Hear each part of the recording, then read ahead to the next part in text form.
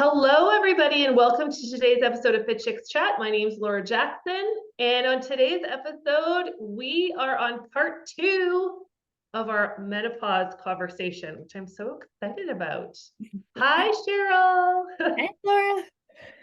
So for those of you who caught last week, we have with us the incredible Dr. Cheryl Allen, who is a naturopathic doctor, also one of our lead instructors at Fit Chicks Academy on our brand new holistic perimenopause and menopause coach certification, which our next group is starting on January 19th. So make sure to check that out. But we wanted to bring Dr. Cheryl on too, just to have a conversation and dive in deeper around, demystifying menopause, having a conversation about why it's so important that not just as women, but as coaches, we have to really understand the nuances during these seasons of life. And that being not just, after your period stops, but perimenopause leading into that time, and then postmenopause after it's happened, right? And if you missed our last week's episode, you can go back and check it out because we dive into what all of that is. But on today's episode, we want to continue on to the conversation, really around how can we start to lead our menopausal journey. So I don't know if you want to give like a little quick recap before we dive into the actual strategies. Yeah, and I think and you said it so like it's such an important conversation for us to have, whether we're talking about it for ourselves and our bodies, or if we're talking about for the clients that we're working with, because it impacts things. It impacts so many different facets of our physical wellness, our emotional wellness. It changes how our bodies respond to different movement and activity type things. Like it really I feel like we can't not have that conversation, you know? And so then that leads into then how do we, if we have this knowledge and awareness that perimenopause, menopause, postmenopause, all of these things impact, then what do we do with that information or awareness? Well, and that's one thing I found too, as a coach, even taking all of my, health certifications, life coaching certifications, fitness certifications, it's like women are all lumped into this one group, right? It's like if you're between the ages of 18 to 65, these are the foods that you have many servings of carbohydrates, of proteins, of fats you should have. Or, these are certain things for women that are different exercises based on our body type. But nothing was ever talked about in that context of this is what's happening hormonally, and this is why these things are so important, and this is what you need to shift. Yeah. So as I started to, because you don't know what you don't know, right? Like as I started to head toward that time in my life, I started seeking out the information, and I just really want it to be the opposite. I want this information to be talked about, that it's common knowledge, right? That these things are different, and Mhm. that it's not like, oh my gosh, my body feels like it's suddenly a stranger to me and I'm going to go find out what's going on. Because unfortunately, most people don't know that they can go find out what's going on. They just rely on whether it be just getting that blanket kind of diagnosis from their doctor saying, oh, you're just in menopause and you just have to deal with it. Yeah. Or, they're trying all these wacky diets and things that are out there on the internet that are making their symptoms worse. So Yeah. that's kind of, one of my goals. And I always say that with Fit Chicks Academy, it's really about leading your own journey, being your own advocate for your own health. And if something's not working, to go and find what is and having that at your fingertips. Mhm. So I'd love to talk through, we kind of in the certification that we built, we kind of put it down to some steps of how we can start to lead our own menopausal journey. So I'd love for you to kind of talk through that, because most people don't even know where to start. I know, right? And you're I was so right. All there. of I know. And that was really important to, in our creation of this course, was to get a sense of, um, if we are of the awareness that, okay, hormone changes affect things, then what is a good starting point? How do we then guide discussions around what even might be the best treatment approach?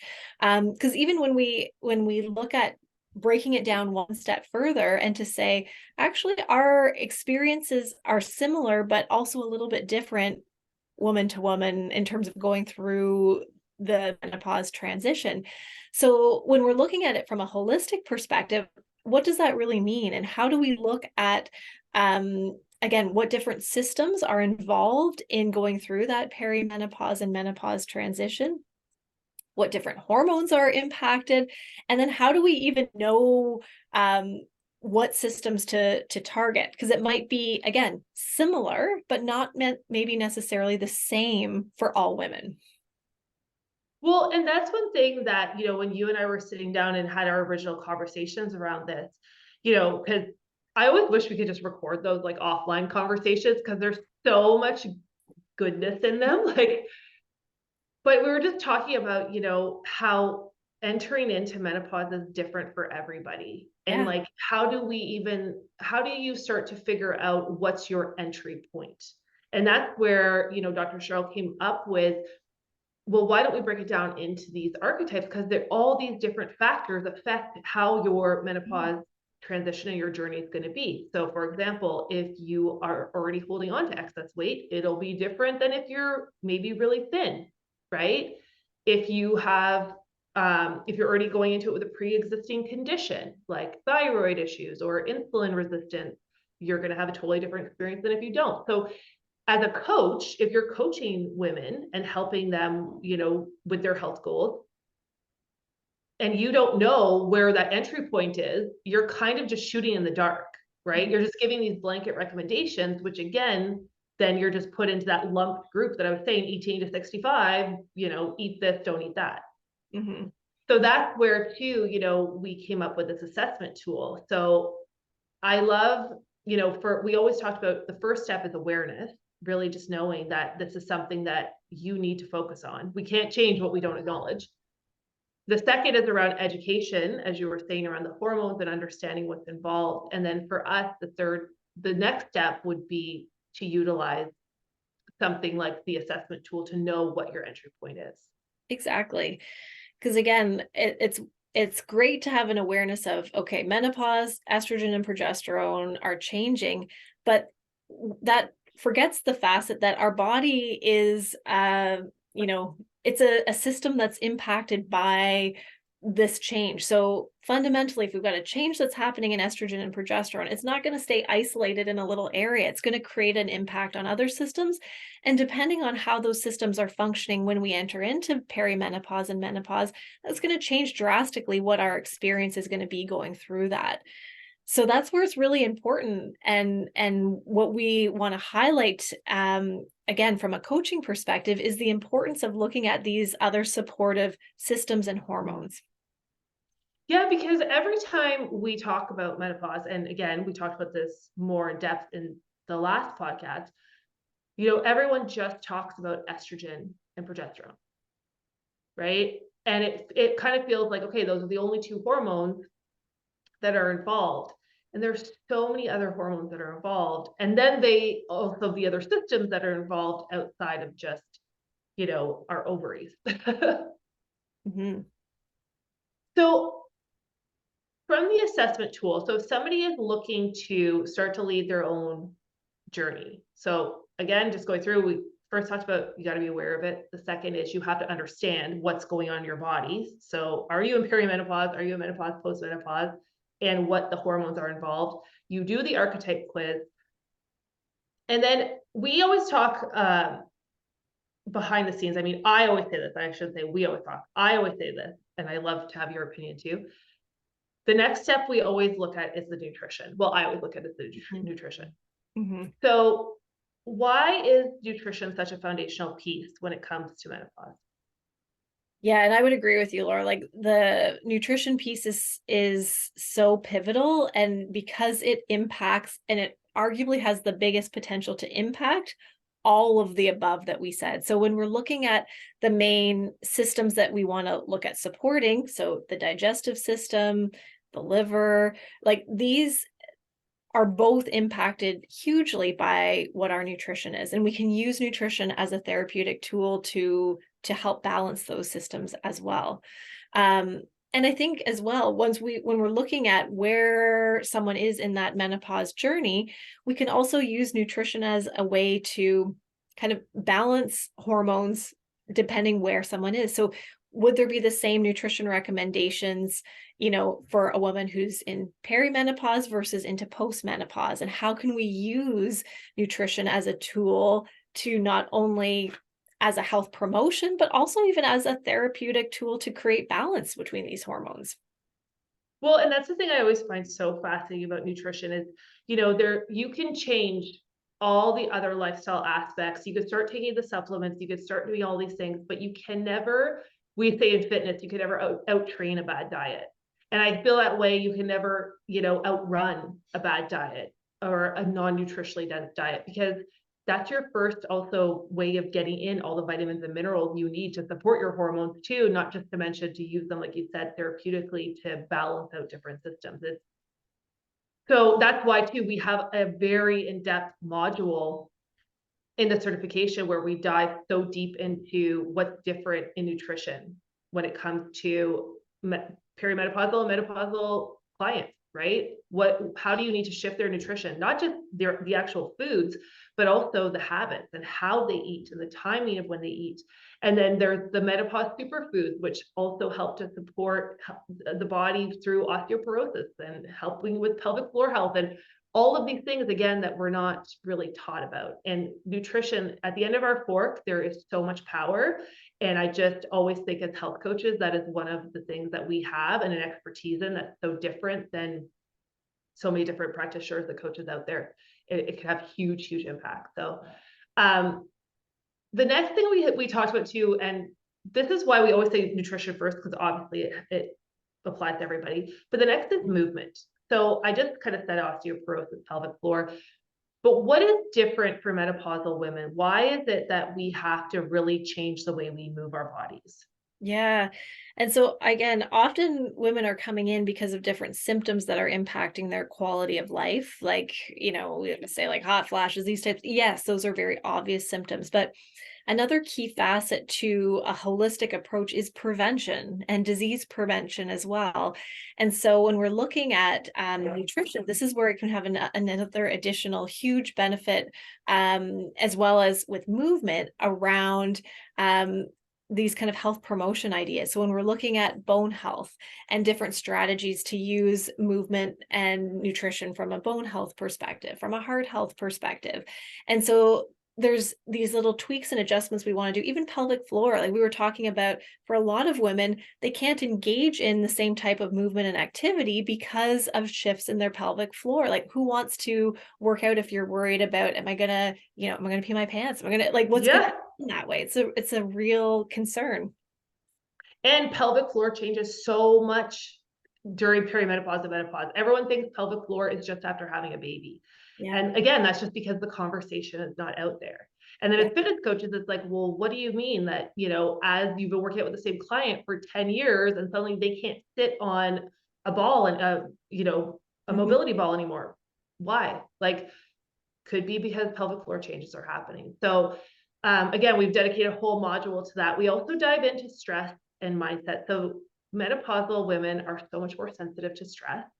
And I think that in the world we live in today, stress is one of our biggest enemies when it comes to health. And it's really about learning not just about how stress affects the body, but I also think how to actually manage it. So, which is why, as a mindset coach, I include so much around being able to actually not just manage mindset, but emotional management. Because we don't have the tools to be able to process through things at all. And we're getting inundated with so much. And I know that you said, and I'd love for you to talk to this quickly, about how that the menopausal age, perimenopausal, menopausal age is when we have the most going on. Right. We're being hit from all angles, kids, Exactly. parents, work. Yeah, I've like yet to meet a woman in perimenopause or menopause that is like sitting at home saying like I'm twiddling my thumbs. Like, Yeah. yeah, Zen. it's coming at a time where we've got so much going on. So it brings it back to looking at, our backup hormone producing system, our adrenal glands, which, in an ideal world become a tool that our body has access to balance our hormones from within, now is trying to juggle dealing with all of these other more, and again, our body will always prioritize these types of hormones as more important because they're part of our survival strategy, right? So it's not a bad response that the body has to produce cortisol, adrenaline, and these things, but it happens at a cost of not producing perhaps the most ideal balance of sex hormones, female hormones, these types of things. So it's a really, we couldn't have, it's such an important conversation to include stress, mindset, because that's what's triggering a stress response. It's coming from the brain. Well, that's one thing most people don't realize is stress comes from our thoughts, right? Well, there's obviously different physical stresses, but emotional stress comes from our thoughts. So, and managing our emotions. So, the last thing that we are also going to include is around weight management and weight loss, because of course that is the hot topic when it comes to menopausal women is, oh my gosh, suddenly I have all this belly fat and I can't get rid of it. And again, that goes into all of the hormonal shifts that are happening in the systems that are involved, but how do we know where to start? And that's backing it up to the archetype quiz. Is there anything that you want to say on weight management or weight loss? Yeah, just to highlight that again, it is something that we see commonly. I'm sure anyone listening has experienced that with clients that they're working with. And then that piece that I have found so helpful in doing this deeper exploration is to know, well, how do I apply different changes, again, depending on where someone is in that perimenopause? Is that going to be the same? Are women going to respond the same in terms of boosting metabolism perimenopause versus postmenopause? And there's some actually very key differences that we need to keep in mind when we're talking about the hormonal state that happens in perimenopause versus into menopause. And we'll go through and kind of demystify all of that. And as well to say that we know that there are strategies that can be helpful in shifting metabolism. So often women will feel like, well, I guess there's nothing I can do. That's just, there's nothing that can be done to shift that. But when you're coming at it from this angle of looking at nutrition, but then also changing the type of movement and then weaving that in with mindset, there can be huge changes that can happen with overall metabolism so that, again, we're able to live into our bodies in such a way that we're feeling great, our bodies are moving well, all of these things are possible. Well, and that's where this is our quick and dirty podcast today, but that's where when we developed this course, we were looking at what does a coach need to know, but also what does every woman need to know? And we can't just focus. We were like, oh, should we just do, menopause nutrition, or should we just do a weight loss course for menopause? It's like, we can't, because you have to know all these pieces because they all work holistically together and they're going to get your clients the best results.